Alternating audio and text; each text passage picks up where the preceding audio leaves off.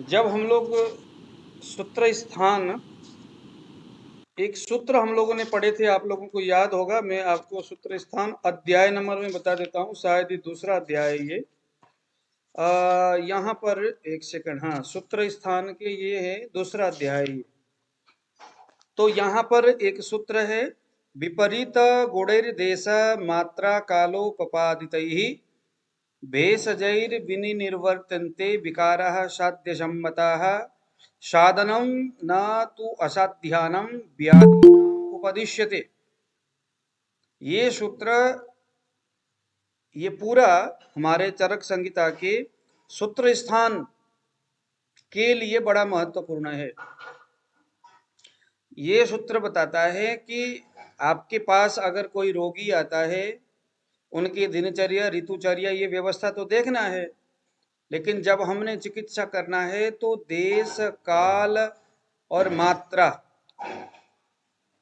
देश काल और मात्रा, इसको ध्यान रखना है। तो देश काल मात्रा का व्याख्यान करते हुए यहाँ पर आगे बताते हैं, डल्लनाचार्य ने अपना टीका दिया है। देश शब्द से बल, देश शब्द से बल, शरीर, आहार, सात्व, सत्व और प्रकृति, इन सब को ग्रहण करना चाहिए। देश प्रकृति, देश सत्व, देश सात्म्य, देश सात्म्य आहार, देश शरीर। देश यानी किस स्थान में जन्म हुआ है। राजस्थान का जन्म है तो उसका शरीर वैसा ही होगा। जम्मू कश्मीर में जन्म हुआ है तो उसके शरीर उसी तरह का होगा, उसके शरीर का बल वैसा ही होगा। तो यहाँ पर एक शब्द आया है, तो प्रकृति ही, जो प्रकृति है उसको ध्यान में रखे बगैर अगर आप किसी का चिकित्सा करने के लिए जाएंगे तो आप प्रॉपर, आपका ट्रीटमेंट प्रॉपर सही नहीं बैठ पाएगा। आज हम जो पढ़ेंगे देह प्रकृति विवेचन के बारे में, सूत्र स्थान 7वां अध्याय 40वां सूत्र के बाद थोड़े से देह प्रकृति विवेचन के बारे में बताया हुआ है। क्या है ये देह प्रकृति? देह प्रकृति का मतलब, जैसे कि नाड़ी परीक्षण के संदर्भ में भी हमने इस प्रसंग को उठाते हुए हम आगे बढ़े थे। आप लोगों को याद होगा, किसी आदमी का जब जन्म होता है तो जन्म होने से पहले माता और पिता, इन दोनों के रज और वीर्य से दोष उत्कट होने के बाद, ध्यान से सुनना जरा, उस शब्द को सुनिए। हालांकि इसके ऊपर हम लोग बात पहले ही कर चुके हैं, एक तो अगले प्रसंग में भी और यहाँ नाड़ी परीक्षण की क्लास में भी आप लोगों ने जरूर सुने होंगे। शुक्र शोडित संयोगे यो भवेद दोष उत्कटः प्रकृतिर्जायते तेन तस्यामि लक्षणम सिरु। संस्कृत के सूत्र थोड़ा सा वैसे हो तो मैं आपको इसका व्याख्यान बढ़िया सा कर दूंगा। माँ के रज और पिता के वीर्य, इन दोनों का माँ के गर्भ के अंदर जब मिलन होता है, उस वक्त इन दोनों में उत्कट होता है।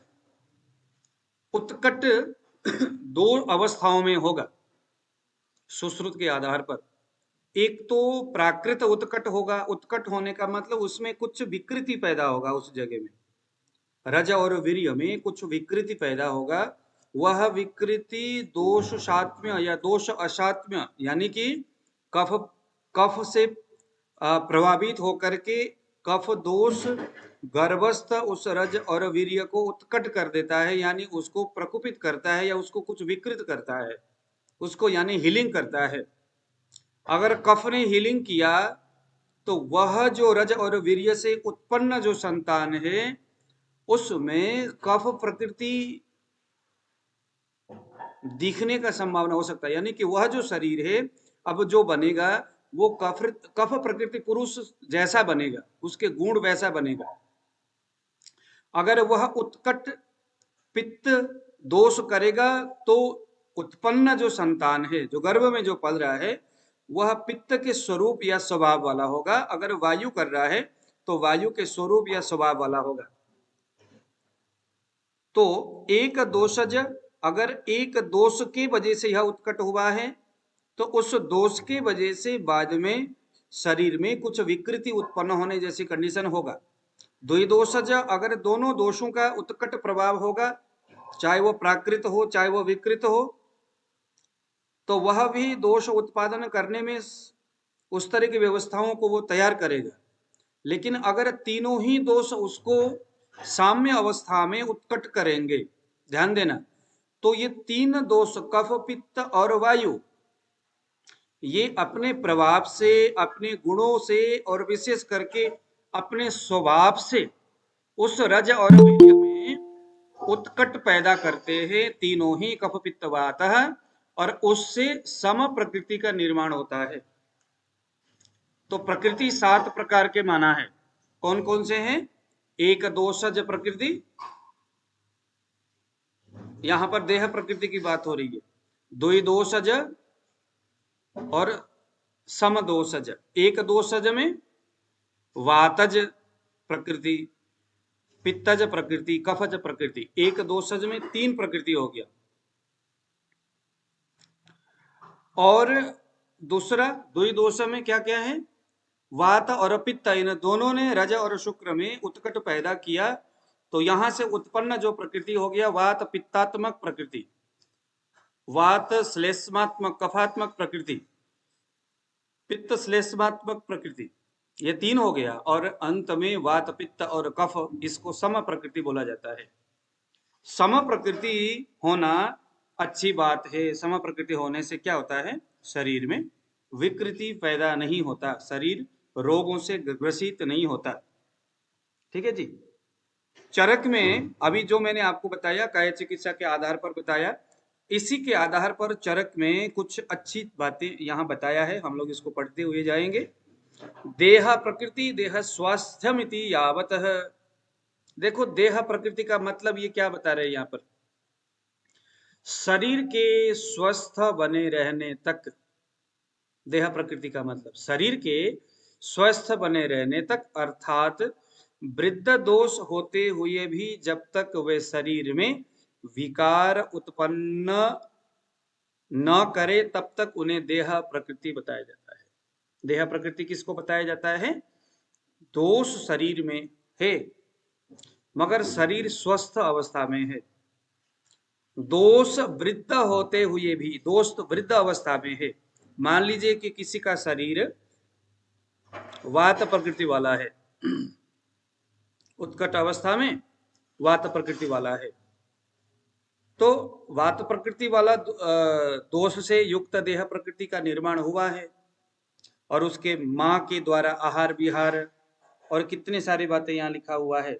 जिस देश में उसका जन्म हुआ है उस देश का प्रभाव, उसके आहार विहार, उसके परिवार, उसके प्राकृतिक व्यवस्थाएं, उसके कुल कुटुंब, गर्भ के अंदर जब संतान होता है तो माँ बाप के रज वीर्य और उत्कट दोष के जो व्यवस्था है, वह व्यवस्था से उसका देह का निर्माण हो गया। गर्भ से बाहर जब आ जाता है तो उसी दोष में सहयोगी बनकर के उसके माँ बाप के आहार विहार, देश, प्रकृति, भाषा, वाणी, एक्टिविटीज, है ना, उस देश का मिट्टी, उसके पानी, ये सभी जो लोकलिटी, ये सभी जो चीजें हैं उसके प्रकृति निर्माण में सहयोगी होता है। जैसे पश्चिम बंगाल में रहने वाले, देखो अभी हमारे यहाँ नमो भाई है, नमो बेबी जो है, जिस तरह से बोलते हैं, जिस तरह से इनकी एक्टिविटीज है, जिस तरह से है ये, इनके आहार विहार, इनका भाषा, इनकी वाणी अडबिलकर सर जैसा नहीं है कि इनका देश उसके देश से भिन्न है। शरीर के अंदर रजवीर्य में उत्कट कोई कफ एक दोषज, द्विदोषज या सम दोष होने के बावजूद भी, दोष तो वही है लेकिन स्थान विशेष से उनके मानस प्रकृति और देह प्रकृति में थोड़ा सा परिवर्तन आ जाता है। आ रहा है समझ में वीरेंद्र जी आप लोगों को? तो अभी हमने यहाँ पर फाइनली क्या समझना है? दोष है, ये बंदा हमें तो परेशान करता है। जो दोष है 7 प्रकार के होते हैं देह प्रकृति में, एक दोषज, दो दोषज और सम प्रकृति। इतना हमने नोट करना है। नाड़ी परीक्षण करते वक्त भी हमने इसको जानने का प्रयास किया कि किस तरह से प्रकृति यहाँ पर इसको चेक करना होता है। शुक्र शोणित व जीव संयोग के समय दोषों की सम या विषम जो स्थिति होती है, तदनुसार ही प्रकृतियों का निर्माण होता है। वही प्रकृति व्यक्ति के जीवन पर्यंत बनी रहती है। ठीक है, तो ये इसका एक सूत्र है और इसका आधार देखो। प्रकोपो, सुश्रुत में लिखा हुआ है, प्रकोपो वान्य भावो वा क्षयो वा नोपजायते प्रकृति नाम स्वभावेन जायत तु गतायुषी। ये एक सबसे बढ़िया सूत्र है। अब एक यहाँ पर एक बात होता है, एक आदमी है और उसका दोष उत्कट हो गया वात से, वात प्रकृति उसका, देह प्रकृति उसका वायु है, देह प्रकृति वायु। अभी हम दोषों का गुण धर्म भी हम देखेंगे, पढ़ेंगे कौन सा दोष का क्या गुण है, उसका मानस गुण कैसा है, उसके शारीरिक गुण कैसा है, आहार विहार से संबंधित उसके गुणों की क्या व्यवस्थाएं हैं, सारी चीज अभी हम पढ़ेंगे। एक चीज हमने ये देखना है, सामने से एक रोगी आया, उसको देखते ही, जैसे ही वो आपकी कुर्सी में बैठेगा, जैसे ही वो बोलना शुरू होगा, ज्यादा टाइम लगाने की जरूरत नहीं है। हमने कौन सा चिकित्सा करना है, इसमें क्या रोग होगा, समझ में आनी चाहिए। और वो समझाने की व्यवस्था सूत्र स्थान के 7वें अध्याय में है, देह प्रकृति विवेचन में।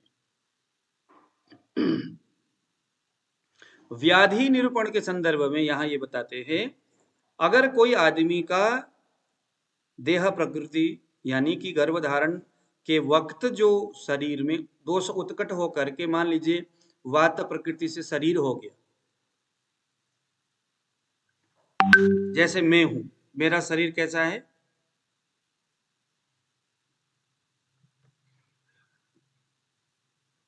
मेरा शरीर कैसा है, वात प्रकृति वाला। अब मेरे शरीर में मैं जितना भी पित्त कारक चीजों का सेवन करूं, ये सूत्र को देख लेना जरा, प्रकोपो वान्य भावो वा क्षयो वा नोपजायते। ध्यान से सुनिएगा इस भाव को।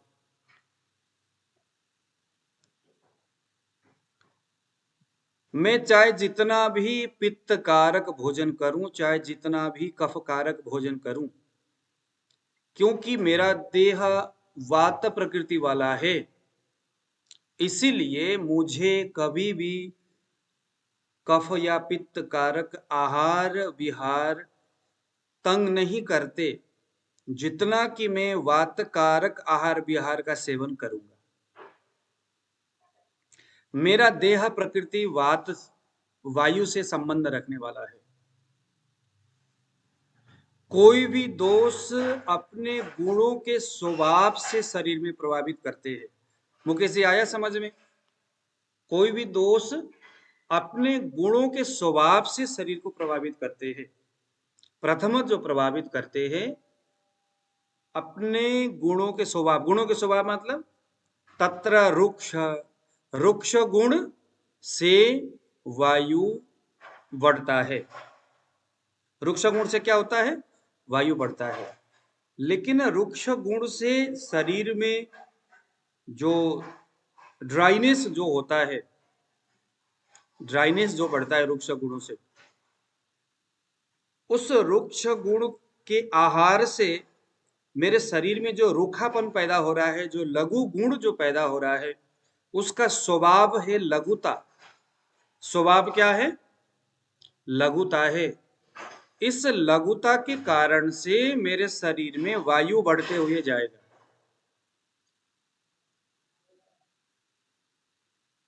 वायु बढ़ने से, लघु गुणों के सेवन करने से मुझे फिर ज्यादा परेशानी होगी, क्योंकि रुक्ष गुण का जो स्वभाव है लघु वाला, वह स्वभाव मुझे तंग करता है।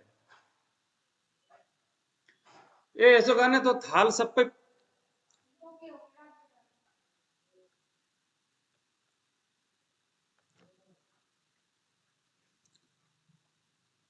आ रहा है समझ में आप लोगों को? लघु गुण के, तो यानी कि कोई भी जो दोष है वो अपने स्वभाव से या तो क्षीण होते हैं या तो वृद्ध होते हैं या बढ़ता है। वात प्रकृति वाले लोगों के शरीर में कफ कारक भोजन करने से तब तक कोई दिक्कत नहीं होती जब तक कफ कारक आहार से या उस पदार्थ का जो स्वभाव है उससे वायु क्षीण हो ना जाए। कफ कारक पदार्थ, क्योंकि कफ जो है वायु को क्षीण करता है, तो कफ कारक भोजन से उसके स्वभाव जो है स्निग्ध है, मधुर है, गुरु है, ये इसका गुण है। इसका स्वभाव में क्या है? प्रसन्नता है, मानसिक स्वभाव प्रसन्नता है। तो इस प्रकार की उसकी जो उन गुणों का जो स्वभाव है वह स्वभाव ही वायु के जो स्वरूप है उसको कम करता है। कम करने के वजह से कफकारक चीजों के आहार से तो कोई दिक्कत नहीं हुई क्योंकि वात प्रकृति है, लेकिन उसके स्वभाव से प्रकोपित हुआ जो कफ के आहार का जो गुण है, उस गुण का जो स्वभाव है, उस स्वभाव के विपरीत स्वभाव वायु में है और वायु उसका देह प्रकृति वाला है। तो क्षीण होने के वजह से, स्वभाव के वजह से वायु का वह एक कर्म क्षीण हो गया, होने के वजह से वात क्षीण हो गया और उसके वजह से शरीर दूषित हो गया। लेकिन फाइनली ज्यादातर देखा गया है वात प्रकृति वाले व्यक्ति के शरीर में कफ या पित्त कारक कोई भी भोजन देते हैं, जब तक वो वायु को क्षीण या वृद्ध न करे तब तक वो शरीर में जैसा भी भोजन कर लो वह ज्यादा दुखी नहीं करता। वात प्रकृति वालों के शरीर में वात प्रकृति के गुणों को बढ़ाने या घटाने वाले ही अगर आप डायरेक्टली कोई भोजन करते हो तो वो जल्दी उसको प्रभावित करता है। यहाँ पर चिकित्सा के बारे में बताया जा रहा है। ऐसा ही कफ है तो कोई मधुर, गुरु इस तरह के भोजन अगर आप करते हो और प्रकृति उसका कफ है तो उसको जल्दी ये प्रभावित करेगा, जल्दी दुखी करेगा। लेकिन कोई वात कारक आहार विहार अगर आप करते हो तो उससे कफ प्रकृति वाला शरीर ज्यादा प्रभावित नहीं होता। तो यहां पर यही बता रहे हैं, कर्मणः प्राकृताद हानिर वृद्धिर्वापि विरोधिना। दोषों के क्षय होने पर उनके प्राकृत यानी स्वाभाविक कर्मों में कमी तथा विपरीत गुणों की वृद्धि पाई जाती है। बस कफकारक अन्न का सेवन करने से वात प्रकृति वाले लोगों के शरीर में ज्यादा हानि तो नहीं होता, लेकिन निरंतर अगर कफकारक आहार का सेवन हुआ तो वायु के क्या होगा? वायु जो दोष है उसके प्राकृत कर्म में कमी आना शुरू हो जाएगा, प्राकृत कर्म में कमी आना शुरू होगा। वायु का प्राकृत कर्म क्या क्या है? गति है, ज्ञान है, सारी चीजें कमी आना शुरू हो जाएगा। तो यही बात, यही भाव यहां पर बताते जा रहे हैं। आगे बताते हैं कि काल दुष्य प्रकृतिभिर दोषस्तुल्यो ही संततः निष्प्रत्यन्नेक कुरुते तस्मत् ज्ञेय सुदूषः। अभी तक का सारांश ये हुआ, आपके सामने एक व्यक्ति आया, देख कर के लगा बड़ा दुबला पतला है। अभी हम दोषों के गुणों को अभी हमने चर्चा नहीं किया है, थोड़ी देर में करेंगे। तो उसके बाद हमने बस यही विचार करना है, अगर यह दुखी है तो वात के गुणों के बढ़ने या घटने से है, कफ या पित्त के गुणों के घटने या बढ़ने से वह दुखी नहीं है। क्योंकि देह प्रकृति में जिस प्रकार का दोष के उत्कट होने से, जो दोष से शरीर का निर्माण हुआ है, उसी दोष ही उस व्यक्ति को दुखी करता है। जैसे अगर मैं वात प्रकृति वाला हूं, वात के गुण मेरे में मानस गुण, शारीरिक गुण है, तो मुझे वायु के जो रोग है वो जल्दी ज्यादा मेरे को पकड़ेगा, दुखी करेगा। इसीलिए मैं हमेशा मेरा आहार विहार, ऋतुचर्या, दिनचर्या में मुझे क्या ध्यान देना है? मेरे प्रकृति के हिसाब से मैंने विचार करना है। मेरा जो प्रकृति है विपरीत गुणैर दोष ही, मेरे प्रकृति का जो गुण है, जो जो स्वभाव है, उसके विपरीत खान पीन, विपरीत एक्टिविटीज करना है। अगर मैं कफ प्रकृति वाला हूं, मेरा प्रकृति कफ है, प्रकृति कैसे डिसाइड होगा? मेरे शरीर को देखकर मेरे मानसिक एक्टिविटीज मेरे प्रकृति को डिसाइड कर देगा। उसके बाद यह डेफिनेटली पक्की बात है कि अगर मेरा कफ प्रकृति वाला शरीर है, प्रकृति वाला अगर शरीर है कफ वाला, तो निश्चित मैं कफ से पीड़ित होऊंगा। अगर रोगी होऊंगा तो कब से होऊंगा? हाँ, यदि ऐसा नहीं कि वात पित्त से मेरे को रोग नहीं होगा, डेफिनेटली होगा। अगर वात बढ़ा है तो वात के गुणों के स्वभाव के बढ़ने से मेरे शरीर में, जो मेरे शरीर का जो प्रकृति है, उसके किसी एक गुण के स्वभाव को उसने कम किया है। आप लोगों के दिमाग में आ रहा है ये बात? मान लीजिए मेरा कफ प्रकृति वाला शरीर है और कफ का एक गुण है, एक स्वभाव है, एक व्यवस्था है। मैंने निरंतर वात कारक आहार विहार का सेवन किया है, लेकिन मेरा शरीर तो कफ प्रकृति वाला है। अब मुझे जो रोग होगा, या कफ के क्षय होने से होगा या कफ के वृद्धि होने से होगा। अब वो क्षय और वृद्धि चाहे वायु करे चाहे पित्त करे, चाहे आगंतुज वाला कोई दोष करे चाहे निज वाला करे। आगंतुज यानी कोरोना आ गया, कोरोना आकर के कोरोना ने कफ प्रकृति वाले लोगों को ज्यादा तंग करना है, पित्त प्रकृति वाले लोगों को थोड़ा कम करना है, क्योंकि कोरोना में जो वायरस है वह कफ कफ कारक व्यवस्था है। कफ को कम करने का, कफ के परमाणुओं को सुखाने का, उसको नष्ट करने का वैसा गुण है कोरोना वायरस के, उस वायरस में। तो अंदर आया तो अब हम क्या कहेंगे कि इसने कफ के परमाणुओं को नष्ट किया, क्योंकि उसी कफ के परमाणुओं द्वारा इसके देह का निर्माण हुआ है। इसकी प्रकृति वैसी है, इसका गुण वैसा है, शरीर के मन के भाव वैसा है। आ रहा समझ में? वात कारक आहार विहार का अधिक सेवन करने से शरीर में वायु बढ़ा, ऐसा नहीं सोचना। कफ प्रकृति वालों के शरीर में क्या बढ़ा, क्या हुआ है? वायु के कारण से कफ के मान कम हो गया। क्या कुछ किया जाए अब? समदोष समाग्नि समधातु मलक्रिय, मेरे शरीर में जो प्राकृत कफ है वो कम हो गया मेरे वात कारक आहार विहार से। वायु को छोड़ो, कफ के मेरी जो प्रकृति है वो माइनस में आ गया, माइनस में आ गया। क्या किया जाए? कफ के उस क्षीण कफ को बढ़ाना है, क्षीण कफ को बढ़ाना है। मुझे ज्यादा दिक्कत नहीं होगा।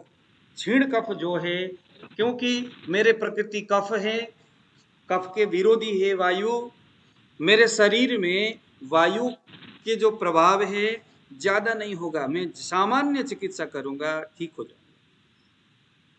कफ प्रकृति है मेरा, लेकिन कफ ही वृद्धि अवस्था में हो गया, कफ ही वृद्धि अवस्था में हो गया तो क्या होगा? अगर मैं वायु बढ़ाऊंगा तो वायु तो जो है कि प्रकृति का सबसे स्ट्रॉन्ग एक है कि भाई वायु जो होता है, अगर वो विचलित हो गया तो फिर गड़बड़ हो जाएगा। वायु तो गति देने वाला है, वायु बढ़ा करके कफ को भी हम घटा नहीं सकते।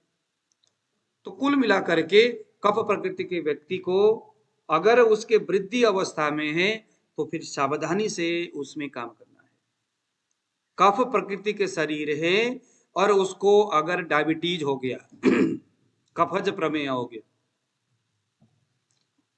कफज प्रमेय हो गया, प्रमेह कफज ही होता है, कफ के विकृति होने के वजह से होता है, कफज शरीर वालों का के लिए होता है, कफज है प्रमेह, प्रकृति उसका कफ है, ठीक हो जाएगा। लेकिन अगर उसने कफज प्रमेह होने के बावजूद भी कफकारक आहार का सेवन करता रहा, छोड़ा नहीं, और दवाई वो कफ सामक ले रहा है, उष्ण प्रकृति वाला दवाई ले रहा है।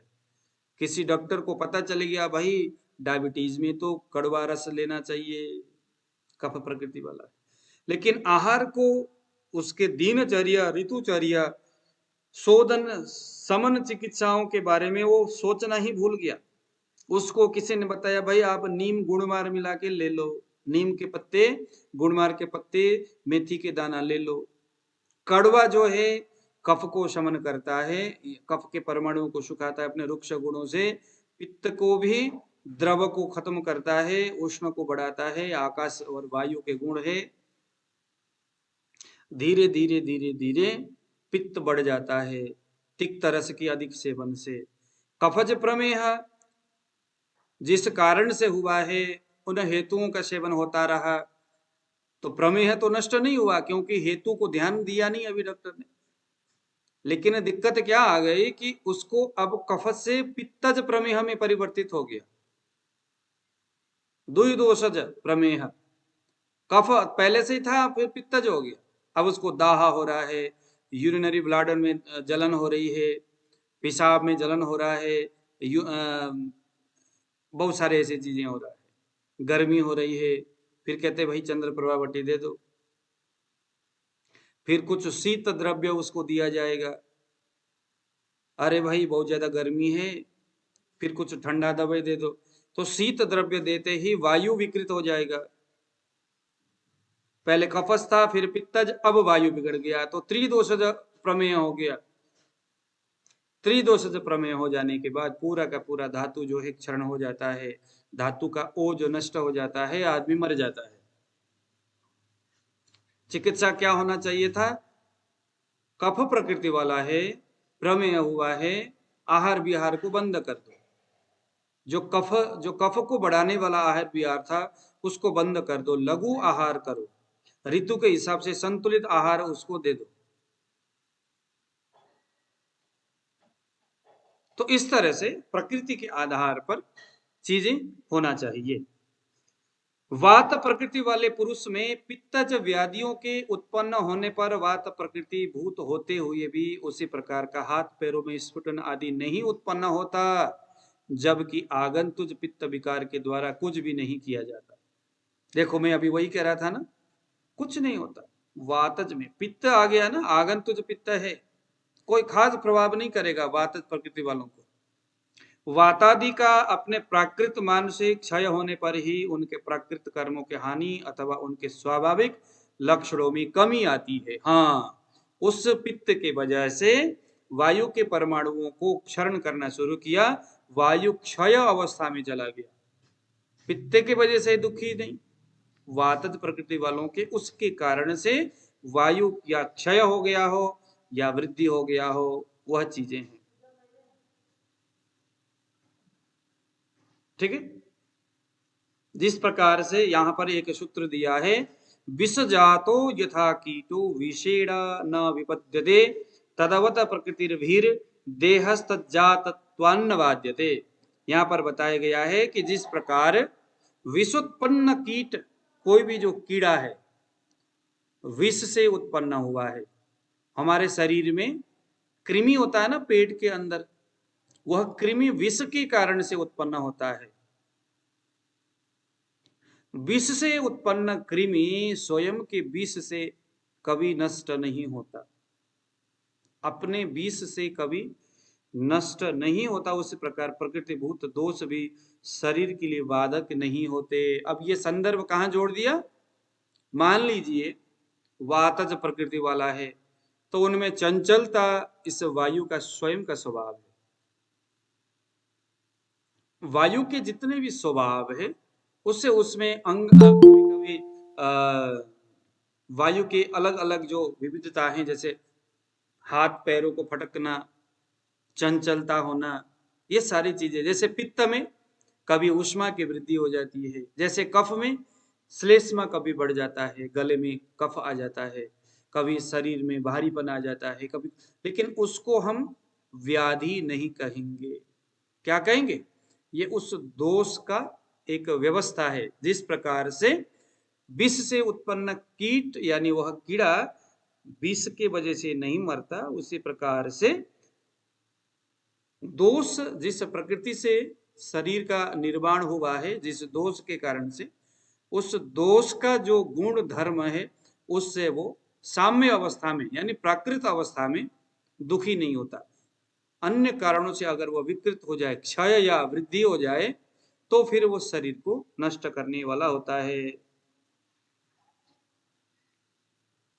ठीक है, अब यहां पर कुछ बातें हैं, आप लोगों ने थोड़ा सा इसको नोट करना है दोषों के आधार पर।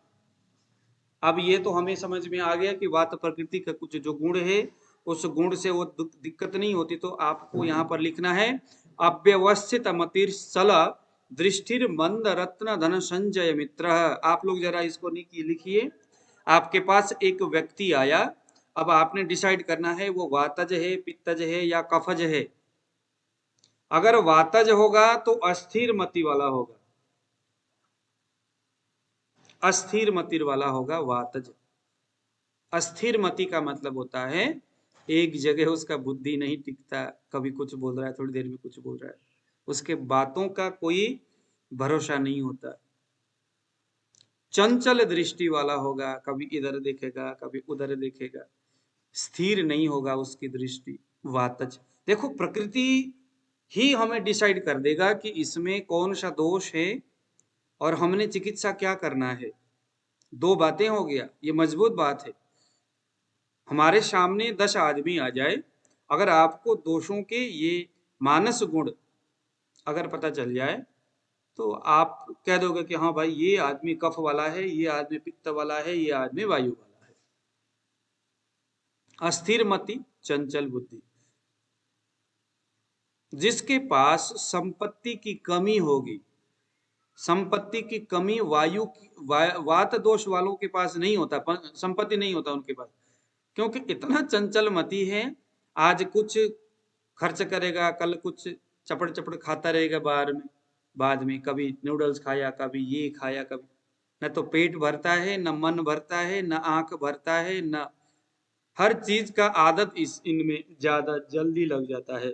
इनको अगर 10 दिन दारू पिला दो तो 11वें दिन वो आपको ले जाके पिलाएगा। इतना जल्दी मन उनका इतना कमजोर होता है,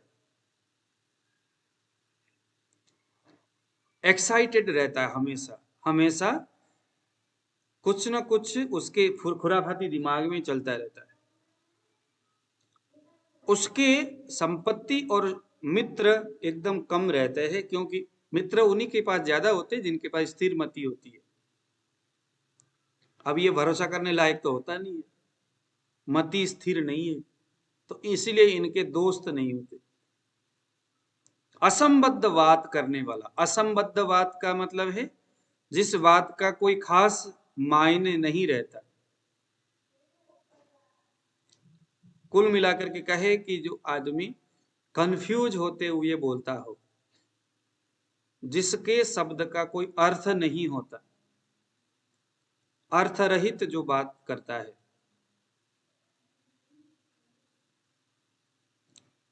ग्रंथकार ने वात प्रकृति लोगों को वक्री, वक्री के गुण वाला बताया है। वक्री, वक्री कैसा होता है? आपने कहानी सुने होंगे कि एक राजा जो है, हाँ जी मुकेश जी क्या कह रहे थे? जो चल उसका ही होता हाँ, है। तो वक्री जो है, श्रृगाल हो गया, सियाल बोलते जिनको, खरगोश हो गया, चूहा हो गया, ऊंट हो गया, कुत्ता हो गया, गिद्ध हो गया, कौवा हो गया, गधा हो गया, ये सभी वात प्रकृति वाले जानवर है। किसी को चंचल मति के लिए देखा गया, किसी को, जैसे बकरी है, बकरी इतना चंचल होता है भोजन करने के विषय में, पेट कभी भरता ही नहीं है, अभी खिलाओ अभी खिलाओ, पेट भरा हुआ है लेकिन मुंह नहीं भरता कभी। ये सभी वात प्रकृति वाले। इनके बलों के बारे में अगर हम देखेंगे तो अल्प बल होगा, अल्प आयु होगा, अल्प आयु इसीलिए क्योंकि इनके न तो मति स्थिर है, न इनके मुंह स्थिर है, चपड़ चपड़ खाता ही रहेगा। अगर मंदाग्नि हो गया तो इन खतरा है। रोग हो गया इनके लिए खतरा है, क्योंकि जितना टाइमिंग के साथ, जितना विश्वास के साथ दवाई खाना चाहिए, अगर इनको रोग हो गया ना तो समझ लो कि बहुत खतरा है, क्योंकि इनका उपचार तो दैव भी नहीं कर सकते, चिकित्सक की तो बात ही छोड़ दी। क्योंकि चिकित्सा करने के लिए स्थिर मति चाहिए, चिकित्सा करने के लिए बहुत सारी ऐसी चीजें चाहिए होता है। लेकिन वात प्रकृति वाले लोगों का मति तो स्थिर होता ही नहीं है। 2 दिन दवाई खाएगा, तीसरे दिन कहेगा नहीं भाई साहब ये तो काम नहीं कर रहा है, चौथे दिन वो किसी दूसरे डॉक्टर के पास पहुंचेगा। तो अब इससे इसका अर्थ ये भी हुआ, आपके पास वात प्रकृति वाला व्यक्ति आया तो उसके लिए दवाई देते वक्त, चिकित्सा करते वक्त उसको थोड़ा सा समझाना है हमें, या थोड़ा डर दिखाना है, या ये मन में रखना है कि इसका उपचार पता नहीं किया जाए कि नहीं, क्योंकि वो स्थिर मति वाला नहीं है। आयु उसकी इसीलिए अल्प, उसको अल्प आयु वाला बताया है। वातला प्रायणाल्प बला स अल्प आयु स अल्प अपत्य, अपत्य यानी संतान, कम संतान वाला। अल्प साधना, अल्प साधना यानी कि साधना का मतलब है अल्प सामग्री वाला, उसके पास बहुत तामझाम नहीं होगा, दिखावटी ज्यादा नहीं होगा। उनके घर में जाओगे तो इधर बर्तन लुढ़का हुआ रहेगा, मैनेजमेंट सही नहीं होगा। इधर टोपी रखा हुआ है, बगल में ही धोती है, हैं गिलास अभी चाय पिया हुआ उधर ही लुढ़का हुआ है। देखो, आपको उस व्यक्ति के सारे एक्टिविटीज को ध्यान देना है। हाँ, इधर ही लुढ़का हुआ है। जब हम किसी घर जाते, अरे हैं कुछ सजावट है नहीं, कुछ मिलावट नहीं है। अगर उसने बड़े मुश्किल से सजावट के लिए कुछ आर्टिफिशियल फूल लेकर के भी आया है, तो फूल के फूल और पत्ते पूरे फर्श में बिछे हुए रहेंगे। उसको उठाए, सजाए, धोए और उसको रखे कौन? दिखने पर भी ऐसा ही। कपड़े तो महंगा है, महंगा इसीलिए है क्योंकि मन से थोड़ा मोजी टाइप के होते, वायु वाले चंचल प्रकृति के होते। अच्छा, तूने ऐसा लिया, चल मैं भी लूंगा, तो कल चले जाएगा, जेब में पैसे होगा तो खत्म, लेकर के तो आएगा, 2 दिन तक अच्छा लगेगा, तीसरे दिन उस कपड़े के कोई वैल्यू नहीं। तो अल्प साधना, अल्प साधना का मतलब है उसके काम के साधन जो है थोड़े कम होंगे। अल्प धनास भवति, इसीलिए कम संपत्ति वाला होगा। संपत्ति कम क्योंकि स्टोर करना उनको नहीं आता, मैनेजमेंट करना नहीं आता। आया समझ में? ये सारे वातल प्रकृति वाले हैं। हम देह प्रकृति की बात कर रहे हैं, जो कि उसके माँ बाप के रज और वीर्य से पेट में संतान हुआ, और कदाचित उसके माँ भी वात प्रकृति वाला ही आहार विहार कर रही थी, और जो भी बना सारे वात प्रकृति वाला ही बना। और जब वो गर्भ से बाहर निकला तो संयोगवश वहां पर भी वातज गुण प्रधान ही चीजों के साथ उसका ज्यादा उठना बैठना रहा। दूसरा, अल्प केश कृशो रुक्षो वाचाल शलमानसः, सारंग धर्म में लिखा हुआ है। आकाशचारी स्वप्नेषु वात प्रकृति को नरः। कितना अच्छा यहाँ पर प्रकृति के बारे में बताया है। अल्प केश, कम बाल होंगे। सामने देखो पता चल जाएगा, हाँ घने मजबूत बढ़िया सा स्मार्ट कफ प्रकृति वाला हो।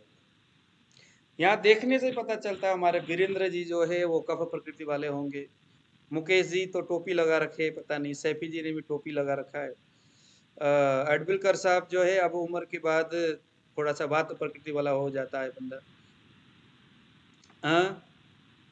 तो अल्प केश, कम केस होगा। कृशो, कृश शरीर होगा, पतला होगा शरीर।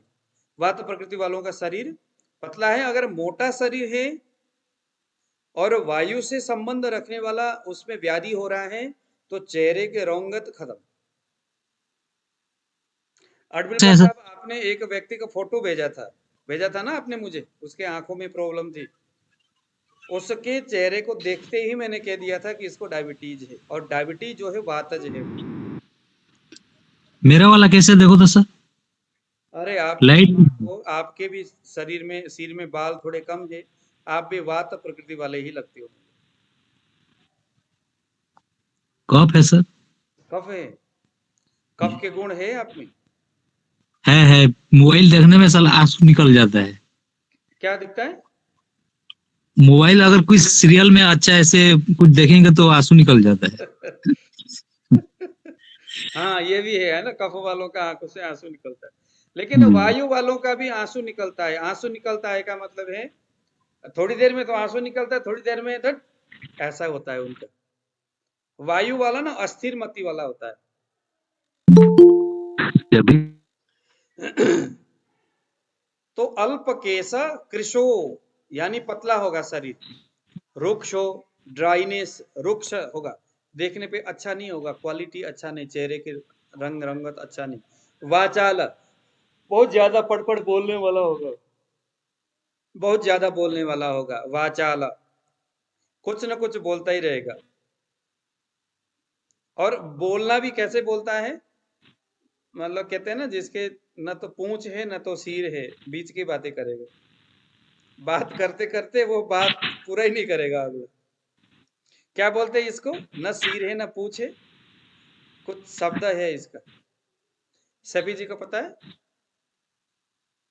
टांग पुछर की बात, ऐसा कुछ बोलते हो लोग। अडबिलकर साहब क्या बोल रहे थे आप, क्या बोल रहे? कुछ आगे नहीं पीछे नहीं, कुछ नहीं। हाँ कुछ ऐसा जिसका कोई अर्थ नहीं है, अनर्थकारी बात करने वाला। चल मानस, वाचाल सल मानस, चंचल बुद्धि वाला होगा। आकाशचारी, अब सपने की बातें आचार्य बताते हैं कि रात में जब सोएगा तो आकाशचारी, रात में आकाश में घूमने वाला, आकाश में घूमने वाला, ऐसे करके उड़ रहा है एकदम पक्षियों के पीछे पीछे, मजा आ गया, ऐसे करके ना। सर इस टाइप के सपने तो सभी को आते हैं लगभग। आकाशचारी सपना आना सिर्फ वातल प्रकृति वालों का है। अगर आकाश में घूमते हुए सपने आता है तो समझ लो कि ये वातज व्याधि को लेके आ रहा है। कुछ लोग बोलते सर ऐसा है कि मैं तो पहाड़ में, एक बंदा मुझे भगा रहा है और एक पहाड़ के ऊपर से ऐसे करके छलांग मारता हूँ और एकदम उड़ते हुए जाता हूँ, ऐसे सपने दिखाई देता है। एक मेरे पीछे भूतनी लगी और भूतनी जो है मुझे भगा रही है, और मैं दौड़ते दौड़ते मैं एकदम डर गया, और उसके बाद मैं आकाश में ऐसे करके छलांग मारा, उड़ गया मैं। भाई लगा लो कि आकाशचारी स्वप्नेषु वात प्रकृति को न रह। तो ये शरीर रचना और ये सारी चीजें हैं, शरीर क्रिया संबंधी जो लक्षण है, बहुभाषी, अभी हमने इसको बात कर ही लिया। उनकी जो गति और चेष्टाएं हैं वो लघु और चंचल होता है, शीघ्र ही हर तरह के काम को पूरा करने का उनमें हिसाब किताब होता है। ठीक है, वात प्रकृति पुरुष वाचाल असंबद्ध भाषी, ये सारे वायु के बारे में हो गया। श्लोक ही यहाँ पर हमें बता देगा, कुछ एक्स्ट्रा बताने की जरूरत नहीं, एक श्लोक सभी अर्थ को बता रहा है। अब चलिए जरा पित्त प्रकृति पूरा वालों की बात करते गुरु हैं। जी, हाँ जी। गुरु जी, ये जो पूरा वर्णन किया है वो मेरी बीवी के बारे में आता है। हाँ ये जो अभी तुमने वर्णन किया है ना, तो वात प्रकृति वालों का हाँ पूरा ही आता है, वो सपना भी वही आता है। हाँ, इसका मतलब उनको वातज दृष्टि है उनको। जी होगा शायद। बस बस, अब मनोज जी आपको पता चल गया। अब आप लोग अपना भी देखो, अपनी बीवी को भी देखो, बच्चों को भी देखो, और यहीं से तरीका आप लोग वातज, अगर उनमें, अगर मान लो कि आपके बीवी को तो उनका तो शरीर ही वात प्रकृति वाला शरीर है, जी, वात प्रकृति वाला शरीर तो है। बच्चे भी कम होती वो कहा ना अपनी, तो बच्चों की भी दिक्कत है ना। हाँ बच्चे हाँ की भी दिक्कत कहा है ना हाँ हाँ अपनी, हाँ कम हाँ, रह अल्प के, संतान, तो हाँ संतान वो अल्प भी। संतान, अल्प आयु। हाँ हाँ चंचल प्रकृति वाली है क्या? जी हाँ, चंचल भी है। हाँ, तो उनको फिर कोई बात नहीं, अब आप बातें भी बहुत बात करती है। प्रकृति है ये। जी जी। अब दूसरे लोग भी देखिए, आप लोगों के और आपके मिसेज के, आपके आसपास के लोगों के गुण। वायु के बारे में पता चला, आकाश में मतलब कि रात में सपने, जरूर पूछना है सपने के बारे में। हाँ, ऐसा होता है। अगर आप सपने पूछोगे ना तो सपना ही बता देगा कि ये कफ पित्त बात है। अब हम बात करेंगे जरा पित्त के बारे में। देखो जरा, न भयात प्रणमेदन तेष्व मृदु प्रणतेष्वपि सांत्वन दान रुचि ही। पित्त प्रकृति जो है, पुरुष डर से नम्र नहीं होता। अगर आप चाहोगे कि मैं इसको थोड़ा धमका दूं, डरा दूं, तो ये दपक से बैठ जाए, तो पित्त प्रकृति वाला नहीं बैठता। अब आप में से देखो कौन है ऐसा जो कि आपको आके कोई धमकाए तो आप कहते हैं चल रियल मैं, परदेसी आजा। चलिए श्लोक नंबर कितना है? ये मैं अलग अलग उसमें देख रहा हूँ, चरक का नहीं है ये सुश्रुत का है। सुश्रुत शारीर स्थान, सुश्रुत शारीर स्थान, शारीर स्थान, चौथा अध्याय 70 और 71वां श्लोक। न भयात् प्रणमेदन तेस्व मृदुः प्रणतेष्वपि सांत्वनदान रुचिः भवतीह यदा व्यथितास्य गतिः स भवेदिह पित्त प्रकृति प्रकृति। यानी कि उसको डर नहीं लगता, किसी कारण से कोई आदमी उसको डरा नहीं सकता। उद्धत लोगों को कठिन होता है, उद्धत लोगों को मतलब कि लगा लो कि जो है ऐसे आदमी को कंट्रोल करना। कोई अगर ये चाहे कि ऐसे आदमी को मैं अपने बस में करूं तो नहीं कर सकता। पित्त प्रकृति वालों का अपना दुनिया होता है, उनकी अपनी राम कहानी होती है, और वो उनका अपना प्रभाव होता है। बात प्रकृति वाले जल्दी से डर जाते हैं, पीछे हट जाते हैं, चल भाड़ पे जाए तो निकल जाए, उनको लेना देना नहीं होता। वो कहते हैं कि यार कौन इन लफड़ों में पड़े। लेकिन पित्त वाला, वो शासकीय वर्ग में आते हैं। वो कहते हैं कि नहीं, मैंने लीड करना है, लीडिंग मैंने करनी है, इसको मैं संभालूंगा, इसको मैं सुधारूंगा, इसको मैं ठीक करूंगा। अरे सर आप पीछे हो जाओ और मुझे आगे बढ़ने दो, मुझे मुझे देखने दो, मैं देखूंगा, मैं करूंगा, फिर देखे साला ये हरामखोर कैसे आपको तंग करता है। पित्त प्रकृति वाला जिसके ऐसा। वायु वाला नहीं, वायु वाला कहता है अब भाड़ पे जाए यार, चल पीछे हो जाओ। वायु वाला। तो आपको ये भेद देखो समझ में आनी चाहिए, है ना। नम्र लोगों को शांत करने में दक्ष है, और उद्दंडी लोगों को दंड देने में भी दक्ष है। मतलब पित्त प्रकृति में दोनों ही गुण है। शांत भाव भी है, क्योंकि सात्विक गुण किसका है? पित्त का। तामस गुण है कफ का, राजस गुण है वायु का। सात्विक गुणी है, खुद के ऊपर कंट्रोल उसको रखना आता है। मैंने इस सामने वाले व्यक्ति के साथ कितना चढ़ के बोलना है, वो कंट्रोल से करता है पित्त वाला। लेकिन वायु वालों में कंट्रोल नहीं होता, उनका मति पहले से ही चंचल है, अनकंट्रोल उनके बुद्धि है, अनकंट्रोल उनका शरीर है।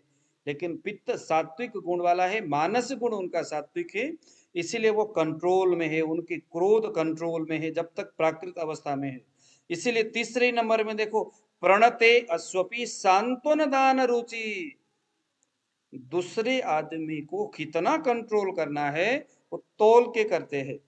अगर किसी को शांत करने से मामला सुधर सकता है तो पित्त प्रकृति वाला ज्यादातर बढ़ चढ़ करके उस आदमी को समझाने में अपना रुचि रखेगा। लेकिन अगर उसको लगता है कि नहीं अब ये बात नहीं बनने वाली, फिर बड़े विकराल भी हो जाते हैं। इतनी सी पक्की बात है कि पित्त प्रकृति वाला जो व्यक्ति है वो किसी के दबाव में आकर के न कुछ बोलता है न कुछ करता है। अब आप लोग देख लो कि आप में से कौन है ऐसे। सेफी जी ऐसा ही है, सन्नी कुमार जी वैसा ही है, मुकेश जी भी वैसा ही है। सन्नी कुमार जी को भी देख रहा हूं, वो भी ऐसा ही है। ठीक है। बोलने में कष्ट महसूस करने वाले, पित्त प्रकृति वाले, बोलने में कष्ट महसूस करने वाले, उनको ज्यादा बोलना पसंद नहीं है, ज्यादा बोलना उनको आता नहीं है। मतलब ऐसा नहीं कि बोलना नहीं आता, आता है, तरीका से बोलना आता है, मिलाकर बोलना आता है, लेकिन ज्यादा भी बोलना नहीं आता। अगर उनको कहे कि आप किसी की खूब तारीफ करो तो वायु वाले कर सकते, लेकिन वो भी थोड़ी देर करेंगे, मगर पित्त वाले ऐसे तारीफ नहीं कर सकते। जो तरीका से जितना हो सकता है उतना वो करेंगे, नहीं तो नहीं करेंगे। ज्यादातर ज्यादातर मुख पाक इनको होता है, मुंह में या तो जलन होगा या जीभ में घाव होगा, ऐसे समस्या पित्त प्रकृति वालों का होता है। इन मनुष्यों का स्वभाव, अब स्वभाव देखो जरा कैसा स्वभाव है। पहले वहां तो कौन कौन से जानवर के बारे में बात किया गया था, कुत्ता है, ऐसे जानवर के बारे में था। अब यहाँ पर कुछ जानवर है, जैसे सर्प है, सर्प है शांत रहता है, नहीं तो फिर फण भी उठाता है। सर्प सर्प जो है पित्त प्रकृति वालों का ही। उल्लू, गंधर्व, यक्ष, मार्जार, व्याघ्र, रीछ और नकुल। नकुल समझते हो, जो सांप को खाता है ना, नकुल। नेवला। नेवला, नेवला को नकुल बोलते हैं। तो नेवले का जो स्वभाव है वो भी, मुंगूस मुंगूस बोलते। हाँ, तो वह भी पित्त प्रकृति वाला ही है। पित्तला मध्य बलाहा मध्यायुषो मध्य ज्ञान विज्ञान वित्तोपकरण वंतस्य भवंती। अब पित्त के लिए कुछ बातें हैं। पित्त का बल मध्य रहता है, हीन बल वायु का रहता है, उत्तम बल कफ का रहता है, मध्यम बल पित्त का रहता है। पित्त का बल बहुत अच्छा नहीं होता, मध्यम बली होते। शरीर का बल मध्यम रहता है, मनोबल उत्तम होता है उनका, पित्त वालों का। ठीक है, हाँ जी सुकांत जी बोलिए। गुरु जी 12 महीना मेरे मुंह में छाले रहते हैं, 12 महीना। हाँ, तो ये पित्त प्रकृति अभी यहाँ पर बताया। जी जी गुरु जी, जी आप गुरु देखो जी। आपके शरीर में, आपके मन में पित्त के कुछ स्वभाव आपको दिख रहा है कि नहीं? जी जी, धार्मिक धार्मिक चीजों को सुनना और अच्छे चीजों के पीछे दिन भर हाँ सात्विक चीज, हाँ वो करना ठीक है। पित्त पसंद है प्रकृति मतलब के मेरे मनुष्य को। मध्य बल, मध्यम आयु, आयु भी उनका मध्यम होगा, मध्यम ज्ञान विज्ञान, हाँ, उनके बुद्धि भी मध्यम ही रहेगा, मतलब ज्ञान विज्ञान के संदर्भ में मध्य धन एवं उपकरण वाले होंगे। वायु के लिए ये सभी हीन है, पित्त के लिए मध्यम है। पित्त प्रकृति पुरुष के केस असमय में ही सफेद हो जाते हैं।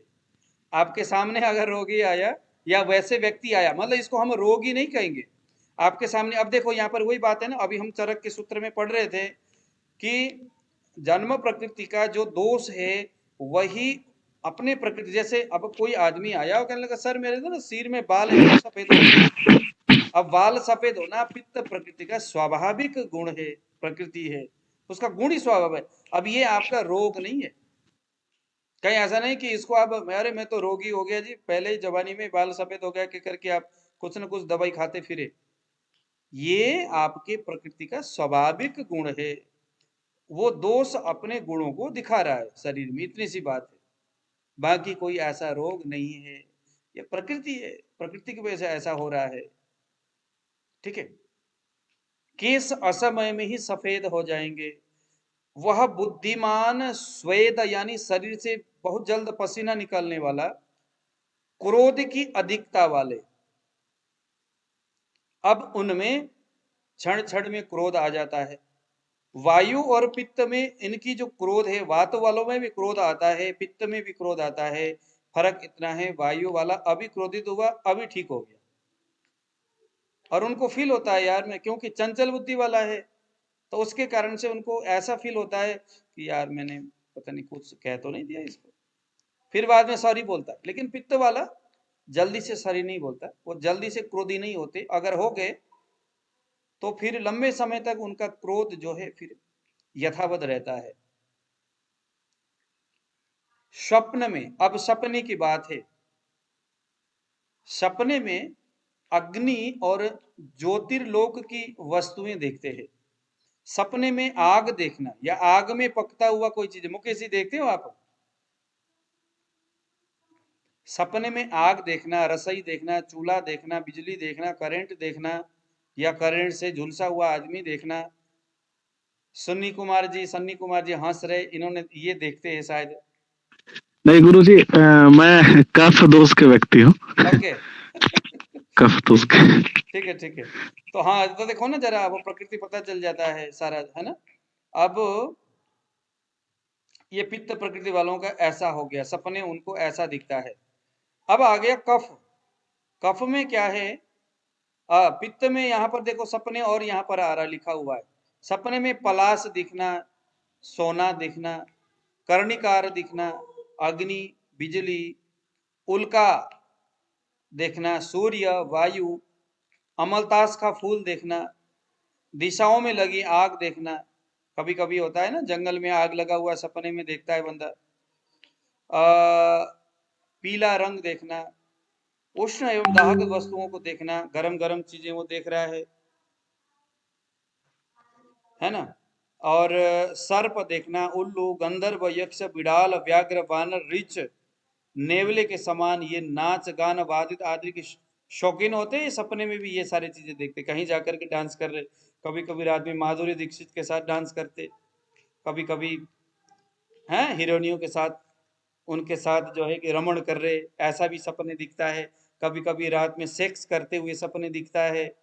तो ये सारे के सारे जो सपने हैं वो पित्त प्रकृति के वजह से होता है। या अब मैं ये कहूं कि पित्त दोष से अगर प्रकोपित शरीर है तो कभी कभी इस तरह के दोष दिखाई देता है। वो दोष जो है, विकृत अवस्था का जो दोष है, वो सपने के माध्यम से आपको बताता है कि ऐसा कुछ हो रहा है, क्योंकि वैसा ही प्रकृति, वैसा ही शरीर, वैसा ही गुण उसका बनना शुरू हो जाता है। तो आपको आसानी से समझ में आएगा। अब आ गया श्लेष्म प्रकृति के पुरुष और उसके स्वभाव कैसा है। तो श्लेष्म प्रकृति देखो, रक्तांत नेत्र, सुविवक्त गात्र, स्निग्ध सभी सत्व गुणोपपत्रम, सुश्रुत शारीर स्थान। चौथा अध्याय 74 76 तक का ये सूत्र है, जाकर के सुश्रुत संहिता में देख सकते हो। रक्तांत नेत्र, सुविभक्त गात्र, स्निग्ध छवि सत्व गुणोपपन्नः, क्लेशक्षमो मानयिता गुरूणाम, ज्ञयो बला स प्रकृतिर्मनुष्य, ब्रह्म रुद्रेन्द्र वरुणैः, सिंहस्वज जगो वृषैः, तार्क्ष हंस समानुकः, श्लेष्म प्रकृतयो नराः। अब श्लेष्म प्रकृति वालों को एकदम उत्तम माना गया है। श्लेष्म प्रकृति पुरुष के नेत्रों के प्रांत लाल एवं संपूर्ण नेत्र सफेद होता है, बीच का भाग थोड़ा सा लाल होता है, बाकी सारा जो अंदर का जो भाग है वो एकदम बाहरी जो परत होता है वो सफेद होता है। शरीर गठीला जिम करने के लिए जाए तो डोले सोले जल्दी में। प्रदीप गायकवाड़ जी, इनके शरीर कफ जैसा लग रहा है। प्रदीप जी, डोला शोला यस सर, है। हाँ जी, यस। कब प्रकृति? हाँ, कफ प्रकृति लग रहा है ना। शरीर गठीला और कांति स्निग्ध होती है, चेहरे में स्निग्धता, कुछ चिकना तरल पदार्थ निकलता है। पसीना निकले तो पित्त, कुछ ना निकले तो वायु, चिकना पदार्थ कुछ निकले तो कफ। मन सत्व गुण से युक्त रहता है, सात्विक विचार, सत्व गुण मन में रहता है। मैं प्राकृत अवस्था की बात कर रहा हूं। ये कष्ट को सहन करने वाले, वायु वाले तो अरे ना बाबा, अरे ना, मेरे से नहीं होगा, वायु कहेंगे। पित्त कहेंगे अरे तेरी आजा, मैं देखता हूँ तेरे को, मुक्का उठा के दौड़ेंगे। कफ वाले कोई बात नहीं, कोई बात नहीं, ऐसा चलता है ये सब चीज। धैर्य धारण करो, अपना जीवन को संतुलित करो। कफ वाले सत्व गुणी मन होता है उनका, ये कष्ट को सहन करने वाले गुरु की भक्ति करके प्रसन्न करने वाले होते हैं। अब ये लोगों के साथ मित्रता करने योग्य होते हैं। ऐसे लोगों के साथ मित्रता किया जाए तो अच्छा होता है। मन के बड़े प्रसन्न रहने वाले, दूसरों को दुखी देखना न चाहने वाले, मतलब चाहते हैं कि यार मैं भी खुश रहूं, दूसरे भी खुश रहे। प्रदीप जी, आपका भी स्वभाव ऐसा ही है, और आर्य जी यस का सर। गुरुओं की भक्ति करके प्रसन्न करने वाले, और एकदम दार्शनिक बातें बोलने वाले। क्या रखा है इस दुनिया में, क्या लेके आए थे हम, क्या लेके जाएंगे, इस तरह की बातें करने वाले हैं। नश्वर सब बातें बराबर है। हाँ जी, सब बातें बराबर है। हाँ, नश्वर दुनिया जी है। हाँ। भक्ति करने जी हाँ वाले, गुरुजी। भगवान को मानने वाले, अपने धर्म में निहित रहने वाले, ये सारे कफ हो। अब देखो जरा, प्रकृति भी ना द्वंद्वज प्रकृति भी हो सकता है। किसी में मिश्र लक्षण में क्या होता है, किसी में वात और कफ दिख सकता है, वात पित्त दिख सकता है। पहले मैं इसको व्याख्यान करते हुए आया हूं ना, एक दोषज, दुई दोषज, त्रिदोषज, किसी भी प्रकार का होता है। त्रिदोषज में कफ पित्त वात अगर तीनों ही सम मात्रा में शरीर में होगा तो वो आदमी को कभी रोग नहीं होता, कभी भी रोग नहीं होता। शरीर अपने आप, शरीर के अंदर का जो दोष है अपने आप बैलेंस में होता है। यहाँ दिक्कत एक दोषज में क्या होता है, वो एक तो खूब बड़ा हुआ रहता है, बाकी उसके वजह से नीचे आया हुआ रहता है एक दोषज में। हाँ, गुण तो तीनों प्रकृति के लगते हैं। हाँ जी, हाँ जी, तीनों प्रकृति के गुण होते हैं। ज्यादातर एक दोषज गुण बहुत कम होता है, द्विदोषज ज्यादा होते हैं, त्रिदोषज भी होते हैं, लेकिन त्रिदोषज जो होते हैं वो सत्व प्रकृति वाले होते हैं। उनमें चाहे जितना मर्जी सर्दी के मौसम में बर्फ खिला दो ले जा करके, आपने देखे होंगे वो सर्दी के मौसम में या एकदम माइनस पता नहीं कितने टेम्परेचर में जाएंगे और कपड़े खोल करके वहीं के पानी में नहाना शुरू कर देते। ऐसे देखते हैं ना कभी कभी हम लोग टीवी में। सत्व प्रकृति, उनको कुछ नहीं होता। हमारे जैसे को तो खांसी जुकाम होकर के दूसरे दिन काम खराब हो जाए, तीसरे दिन तो हॉस्पिटल में जाना पड़े। तो जो सम प्रकृति वाले जो लोग होते हैं उनको किसी प्रकार का इन्वायरमेंट, किसी प्रकार का आहार विहार, किसी प्रकार का एक्टिविटीज कोई प्रभावित नहीं करता, क्योंकि उनके शरीर में तीनों ही दोष सम अवस्था में रहते हैं। सर्दी में अगर बर्फ के नीचे जाके पानी में सोएगा तो कफ जो है वहां पर, क्योंकि उसके शरीर में वात पित्त भी होता है, सर्दी कफ प्रकृति वाला है, तो शरीर में तो वायु भी है, पित्त भी है, तो पित्त के उष्मा, वायु के रुक्ष गुण तुरंत शरीर में उस हीट को, उस ठंडाहट को मेंटेन करने में उसी वक्त पहुंच जाता है। और जिनका कफ प्रकृति वाला है जाकर के ऐसे पानी में सोए तो शरीर के उस ठंडाहट को मेंटेन करने वाला पित्त भी नहीं है और वायु भी नहीं है। अग्नि पहले ही उसका कमजोर हुआ रहता है, और अग्नि जब कमजोर हो तो उसके लिए नहाने के लिए भी मना किया गया है। अगर आप मंदाग्नि हो, अपच है, अरुचि जैसी कंडीशन है, तो आपको नहाने के लिए भी सोचना पड़ेगा। शरीर में आप मर्दन ज्यादा नहीं कर सकते। बहुत सारी चीजें प्रकृति में विषमता से होने वाली चीजें होती हैं। सम प्रकृति में कोई दोष नहीं। एक दोषज में बहुत ज्यादा डेंजर है, दुई दोषज में मध्यम डेंजर है। कफ, हाँ जी, कफ प्रकृति वाले, कफ प्रकृति व्यक्ति ब्रह्मा, इंद्र, वरुण, रुद्र, सिंह, अश्व, गज, गाय, बैल आदि जानवर के और गरुड़, राजहंस आदि पक्षी के समान स्वभाव और शक्ति वाले होते हैं। बल इनमें बहुत अच्छा होता है, एक मुक्का मारे तो धरती फोड़ दे। वो कौन सा था जाकर के पाकिस्तान में ट्यूबवेल को उखाड़ के ले आया था, सनी देओल। सनी देओल, केवल ऐसे उखाड़ दे, इतना बल उनमें, आत्मबल बहुत अच्छा होता है। कफ प्रकृति पुरुष बलवान होते हैं। देखो, श्लेष्मला बलवंतो वशुमंतो विद्यावंता ओजस्विनः शांता आयुष्मंतश्च भवन्ति। क्या चाहिए, चरक में लिखा हुआ ये सूत्र। यानी कि श्लेष्मला बलवंतो, कफ प्रकृति वाले बलवंतो, बलवान होगा। वसुमंतो, वसुमंत यानी धनवान, संपत्तिवान होगा। वायु के लिए क्या बोला था, निर्धन होगा। कफ के लिए क्या बोल रहा है, वसुमंतो, खूब पैसे वाले होगा। प्रदीप जी आएंगे आपके पास, धनवान, स्थिर मति वाले हैं इसलिए धनवान है।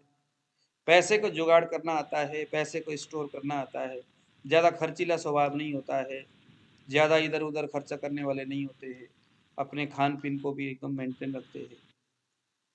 लेकिन कुछ मानस व्यवस्था है, जैसे कफ है तो कफ में क्या होता है, आलसी शरीर, नींद ज्यादा आता है, शरीर में गुरुता लघुता की कमी हो सकती है कभी। तो ये सारी चीजें कफ वालों को झेलना पड़ता है ना। क्या क्या बोला, विद्यावंता ओजस्वी न, अत्यंत ओजस्वी होते हैं ऐसे लोग, शांता, क्या बात, एकदम शांत रहते हैं, हमेशा शांति पसंद है, भीड़ भड़ाके में जाना पसंद नहीं है, क्या करना यार, कुछ नहीं ऐसे। वायु वाले नहीं, उनको तो मजा ही नहीं आता, चंचल प्रकृति होती है।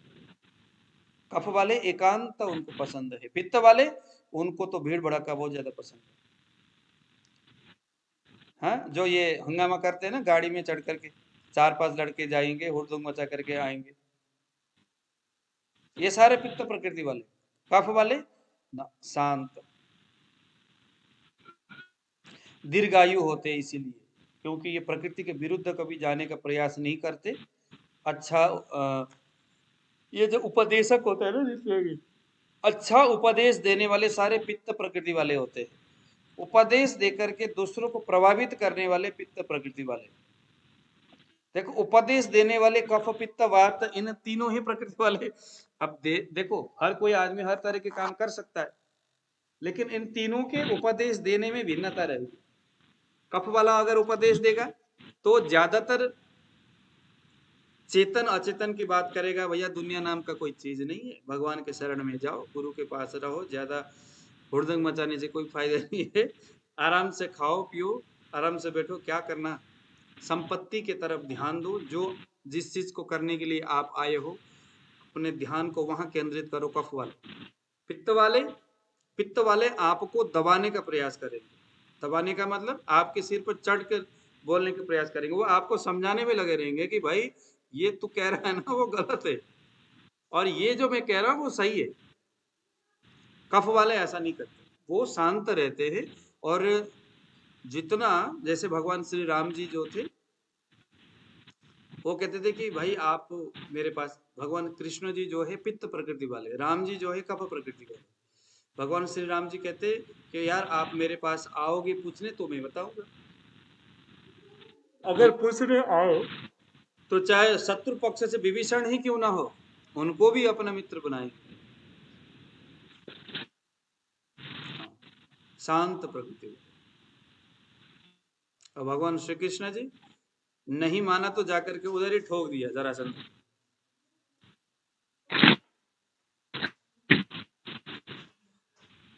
कफ प्रकृति पुरुष देखो, गंभीर बुद्धि, स्थूलांग, सारंगधर पे स्थूलांग, स्निग्ध केशो महाबल, सारंगधर संगीता, स्वप्ने जलाशयालोकि श्लेष्म प्रकृति को नरः। गंभीर बुद्धि, कफ प्रकृति वालों के लिए बता रहे, वो भी गंभीर बुद्धि है उनका, बहुत गंभीर विचार है, गंभीर बुद्धि है। ऐसे लोग आपको सही परामर्श देंगे।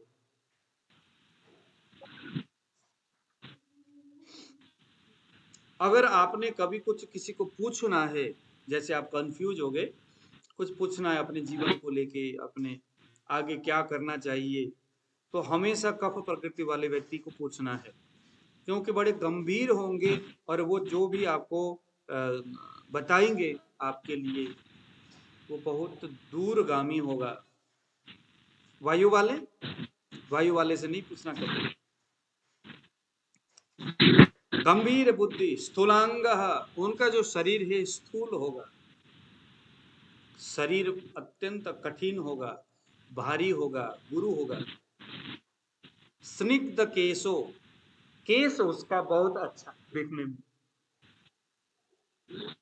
स्निग्ध है केस, चिकना है एकदम, सिल्की बाल, सिल्की बाल कफ का, घुंघराला बाल वायु का, बाल ही नहीं है वायु का, सिल्की बाल है। सर घुंघराले बाल तो उसके होते हैं ना, कफ प्रवृत्ति वालों के। सिल्की बाल होते कफ वाले के। देखो यहाँ पर स्निग्ध केसो, स्निग्ध है केस, स्निग्ध मीन्स सिल्की, महाबला, शरीर में अति बल है उसका। स्वप्ने, स्वप्न में, जलाशयालोकी, जलाशयों को देखने वाला। जलाशय का मतलब अब सारा ही लगा लो आप, पानी में विचरण करना, हाँ, पानी के मछली को निकालना, और क्या क्या हो सकता है, पानी में उगने वाला कमल, कभी पानी में दौड़ने वाला हंस, हाँ, कभी कभी उफान मारता हुआ समुद्र, चक्रवात के जैसा हिलुल मारने वाला समुद्र या जलाशय, पक्षियों की कतार एवं मेघों को देखता है सपने में। बरसात हो रहा है, पक्षी आकाश में ऐसे करके जा रहे, कट कट कट कट करके सूर्यास्त के टाइम में पक्षियां जो है इस तरह के सपने वो देखता है। मेघ से बरसात हो रहा है, बरसात से जो है कि भूस्खलन हो रहा है, भूस्खलन हो रहा है। अलग अलग रोगों में वैसे सपने भी अलग अलग होता है। किसी रोगों में जैसे ग्रहणी जो नाम का एक रोग है, उस रोग में बताया है कि भूस्खलन होता हुआ दिखाई देगा। उधर से मेघ आया, बरसात हुई, पहाड़ में पानी गिरा और पानी के वजह से सारा भूस्खलन। कभी कभी ये कौन सा एक रोग है, अपस्मार है, पता नहीं किसमें, स्मशान में, स्मशान को दिखाई देगा सपने में। ऐसे सपना भी अलग अलग रोगों का हेतु है, अलग अलग रोग में अलग अलग सपने दिखाई देता है। तो इस तरह से कफ, पित्त और वात यह हमारा प्रकृति है। स्वप्न भी हमने देख लिया, शरीर का संबंध, मानस संबंध, और जैसे सहनशील है, धीर है, शांत है, लालच से रहित है, सत्व गुणी है, सभी कफ है। ये सभी कफ के ये मानस लक्षण है। सामाजिक लक्षण में कफ वाले व्यक्ति का सामाजिक स्थिति कैसा होगा? धर्मात्मा होगा, दूरदर्शी होगा, बड़ों के प्रति श्रद्धालु होगा कफ वाला, गुरु भक्त होगा, स्थिर मित्रता वाले होंगे, एक निश्चित निर्धारित लक्ष्य को पूरा करने वाला, गंभीर, ईर्ष्या रहित, बलवान, ओजस्वी, और ये सामाजिक लक्षण कफ का।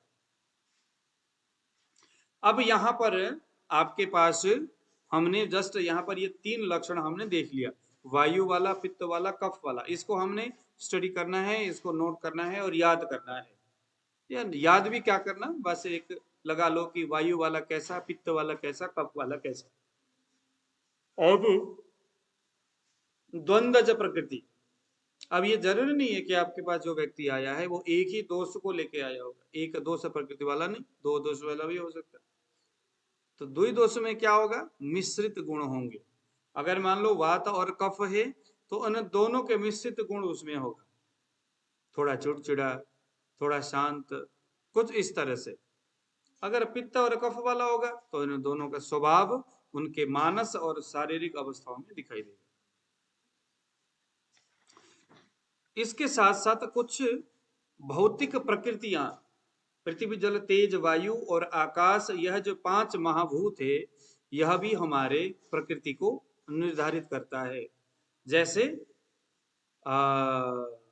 आकाश महाभूत है, तो इस महाभूत को, यह महाभूत जो आकाश तत्व है, यह भी हमारे शरीर और मन को प्रभावित करते हैं। तो इसको नावस प्रकृति बताया जाता है, नावस प्रकृति।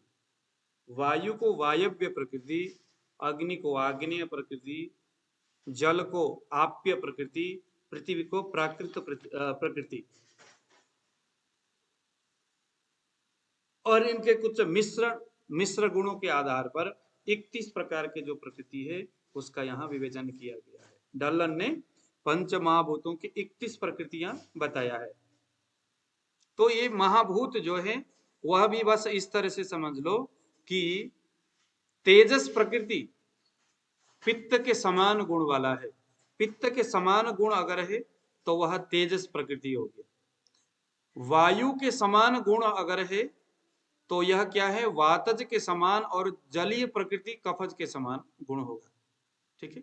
शेष पार्थिव प्रकृति वाला व्यक्ति, जो पार्थिव प्रकृति वाला जो व्यक्ति है, वह स्थिर, विशाल, क्षमावान तथा नावस प्रकृति वाला दीर्घायु, पवित्र, उसके वही स्रोतस बड़े होते है ना। तो ये सारी चीजें पृथ्वी, तेज, वायु और आकाश, ये जो 5 महाभूत है, इससे संबंध रखने वाला ये महाभूत हो गया। तो हमने अभी यहाँ पर कफ, पित्त, वात, इनके गुण, मानसिक और शारीरिक, और 5 महाभूतों का जो प्रकृति उसको देखा। अब आगे यहाँ पर कुछ मानस प्रकृति के बारे में भी बताया है। तो चलिए जरा, मानस प्रकृति में कौन कौन से प्रकृति है? सात्विक प्रकृति, राजस प्रकृति और तामस प्रकृति। ये 3 प्रकृति ये मानस प्रकृति है। मानस प्रकृति भी दोषों के साथ मिलकर के अपना कार्य करता है।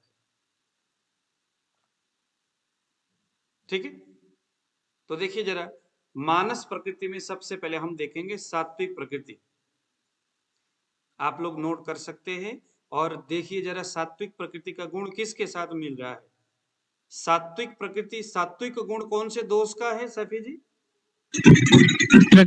पित्त। हाँ, अब देखिए जरा यहाँ पर सात्विक प्रकृति, क्योंकि दोष जब मन को विकृत करते हैं तो वो मानस प्रकृति को प्रभावित करेगा। ये फिर जैसे होता है ना कि कभी कभी दोष हमारे मन को प्रभावित करते हैं, तो दोष हमारे शरीर में एक प्रकार का प्रकृति को निर्धारित करता है ना, शारीरिक प्रकृति और निर्धारित करता है। तो वही हमारे मानस प्रकृति को भी प्रभावित कर सकता है, मानस प्रकृति को। तो अब जरा देखिए यहाँ पर, सात्विक पुरुष में अगर मतलब कि सात्विक, उसका मन जो है अगर सात्विक होगा, उसके मानस प्रकृति अगर सात्विक है तो दयावान है। और आपने देखा कि इसका प्रकृति पित्त है और दयावान है, तो हम क्या समझेंगे? इसका देह प्रकृति पित्त है, मानस प्रकृति सात्विक है। दान की प्रवृत्ति, देह प्रकृति आपको पित्त दिख रहा है और दान की प्रवृत्ति है। दान का मतलब है किसी को कुछ भी देने की प्रवृत्ति, दान की प्रवृत्ति। समझ में आया आपको? देह प्रकृति और मानस प्रकृति दोनों को जोड़ करके देखो चिकित्सा के लिए, बहुत आसान होगा चिकित्सा करना। उधर से आपको चंचलता दिखाई दे रहा है, तो चंचलतापन किसका प्रकृति हो गया? वायु का। अस्थिर बुद्धि वायु का प्रकृति है।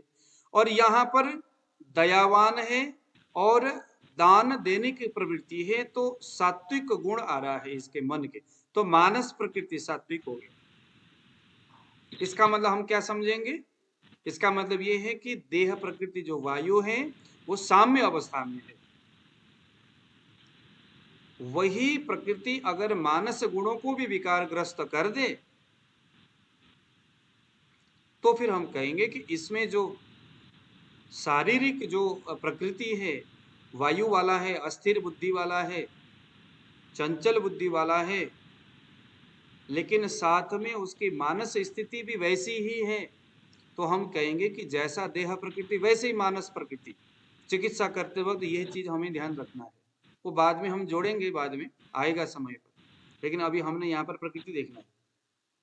तीसरे नंबर देखो, क्षमा देने की प्रवृत्ति है, उसमें सत्य बोलने की प्रवृत्ति है, धर्म के प्रति प्रवृत्त होने की प्रकृति, आस्तिक्य बुद्धि। आस्तिक्य का मतलब होता है हर चीज को एक्सेप्ट करना, नेगेटिव सोच नहीं रखना। हाँ सही है, बिल्कुल सच बात है। महाजनो ये न गता सपंथा, सात्विक बुद्धि। हाँ, महाजनो ये न गता सपंथा का मतलब यम यम आचरते श्रेयं तम तम तदनुवर्तते। यम यम आचरते श्रेयं तम तदनुवर्तते। हमारे बड़े बुजुर्गों ने जिन आचरणों का अनुसरण किया है, शब्दों को ध्यान से रखिए, सुनिए, हमारे बड़े बुजुर्गों ने, मेरे फादर साहब, मेरे दादाजी, मेरे दादी जी, मेरे गुरुजी, जिन्होंने मुझे ज्ञान दिया, जिन्होंने मुझे पढ़ाया लिखाया जब मैं छोटा था और बड़ा किया, अब मैं अपने पैरों में खड़ा हूं।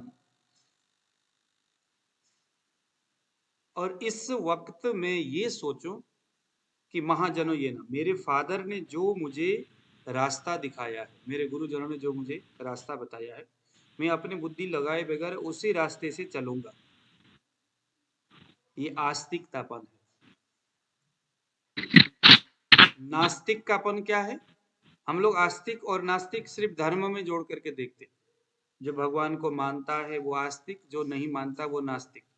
जो पंडित जी की बातें माने वो आस्तिक, जो पंडित जी की बातें न माने वो नास्तिक। हम ऐसा सोचते, लेकिन आस्तिक और नास्तिक का मतलब बहुत विशाल है।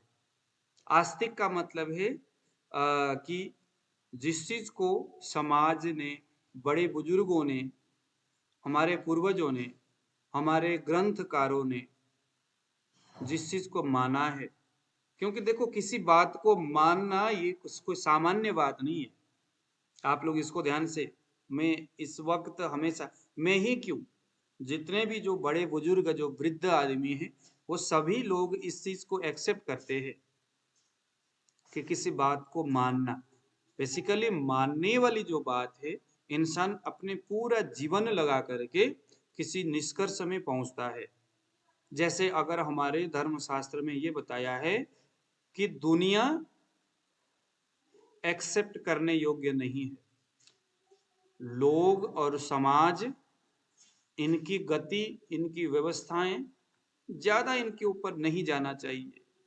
धर्म ही आपको धारण करता है, धर्म को नहीं छोड़ना चाहिए। चाहे वो कोई भी धर्म हो, वो त्यागने योग्य नहीं है, उसको इग्नोर नहीं करना है। क्यों नहीं करना है? क्योंकि वेद व्यास जी बोलते हैं, अरे भैया पागल हो गया, इतने सारे हजारों साल मेरी उम्र है और मैंने स्टडी किया है, मैंने निचोड़ निकाला है कि धर्म ही आपको बचा सकता है। कोई सामान्य बात थोड़ी है यार।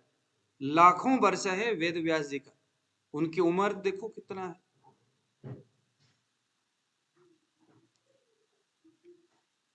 और अपने उम्र के उस पड़ाव में जाकर के वो बता रहे, 40 साल की उम्र में हमें अब पता लग रहा है कि वास्तव में मुझे पढ़ना चाहिए था। अब मुझे ये फीलिंग हो रहा है कि यार मैंने, हमारे गुरुजी ने मुझे कहा, लेकिन मुझे बीएमएस करना चाहिए था। अभी अभी लग रहा है। और बीएमएस भी ऐसे स्कूल में होना चाहिए था कि जो अच्छे, है ना, जैसे कुछ लोग यार क्या रखा है यार, चल प्राइवेट कर लो, पैसे भी बचेगा। ऐसे कितने सारे विचार होगा जो अभी आकर के आपको लगता है कि यार तब मैंने ऐसा किया होता। अब हम अपने बच्चों को जब ऐसे चीज बताते हैं तो उनको लगता नहीं है, क्योंकि उनको यह चीज तब महसूस नहीं हो रहा होता है बचपन में। बचपन में तो बचपना बुद्धि होती है। जैसे जैसे उम्र बीतता है, समय निकलता है, फिर उनको वो रियलाइज होता है, लेकिन उनका समय निकल चुका होता है। तो वेद व्यास जी बोलते, पागल है तू, अभी तेरा उम्र बहुत कम है और मैं लाखों वर्ष उम्र है मेरा। अब मैं बता रहा हूं तेरे को, तो कुछ चीज मैंने अनुभव में पाया है, जब भी मैं बता रहा हूं।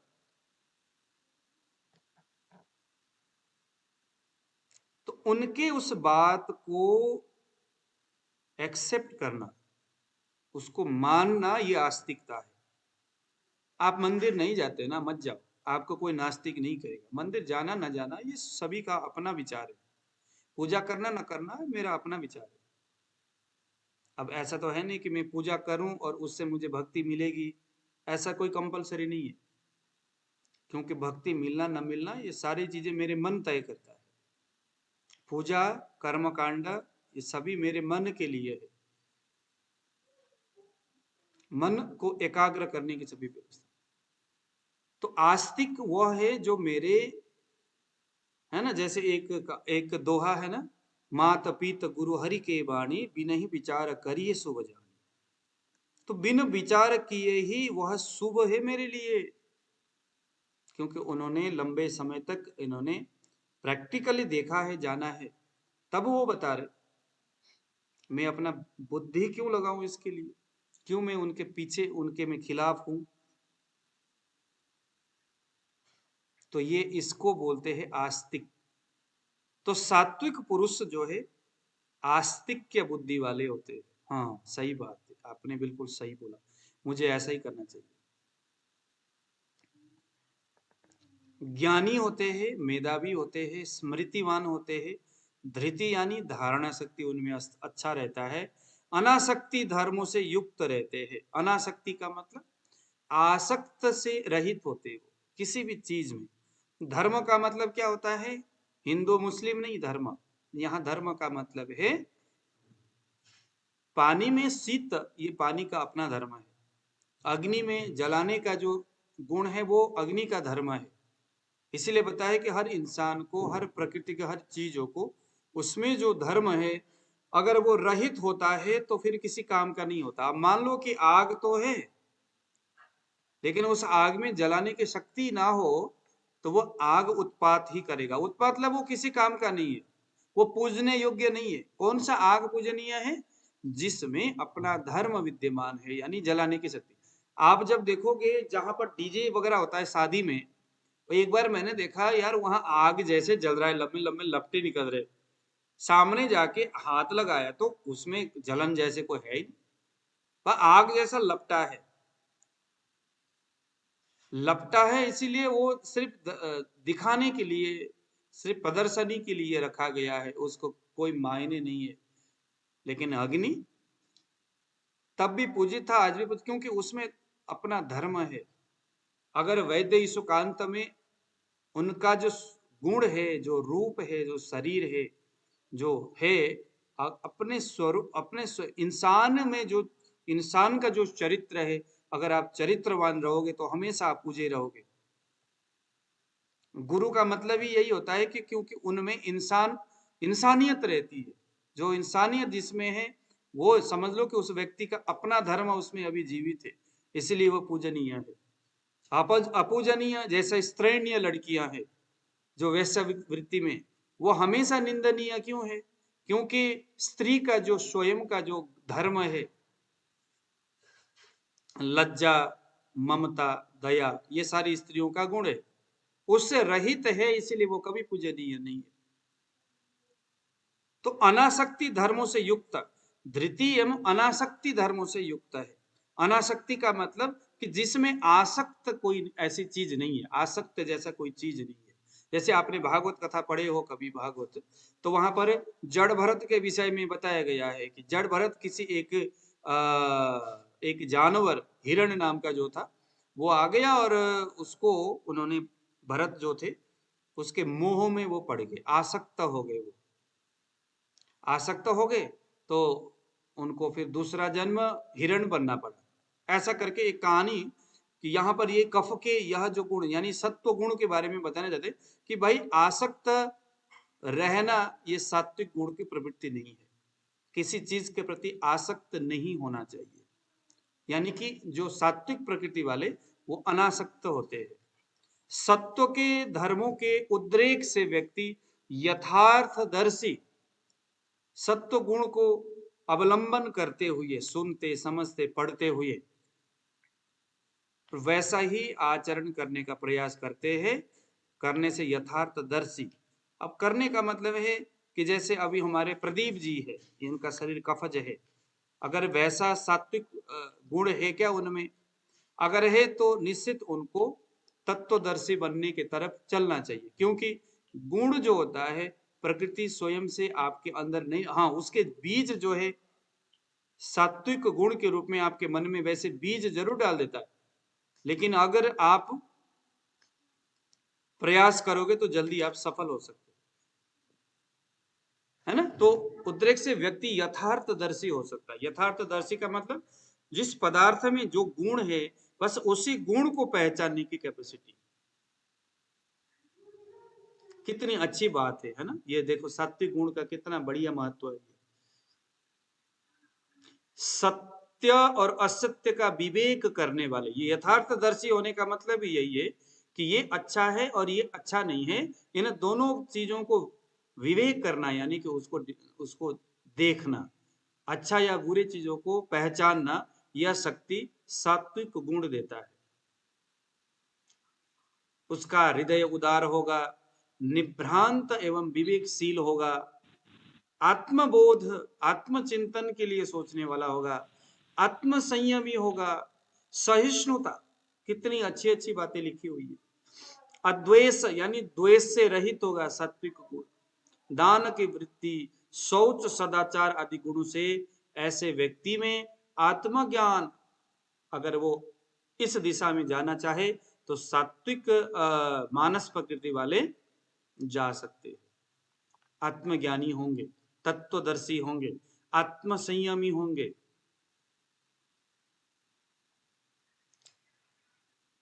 प्रकृति में आपके मानस पटल में वैसे बीज पहले से ही डला है, बस आपको क्या करना होगा, आपको इसके लिए थोड़ा सा प्रयत्न करना होगा, तत्वदर्शी बनने के लिए, आत्म संयमी बनने के लिए, आत्मज्ञानी बनने के लिए। तो निश्चित आप इस दिशा में अग्रसर होंगे और सफल होंगे, आत्मविश्वासी होंगे। एक आदमी आत्मविश्वासी होगा तो ही उसमें वह गुण निहित होंगे, है ना। आत्मविश्वासी, ये सात्विक। हाँ जी, लोग चाहिए। कैसे?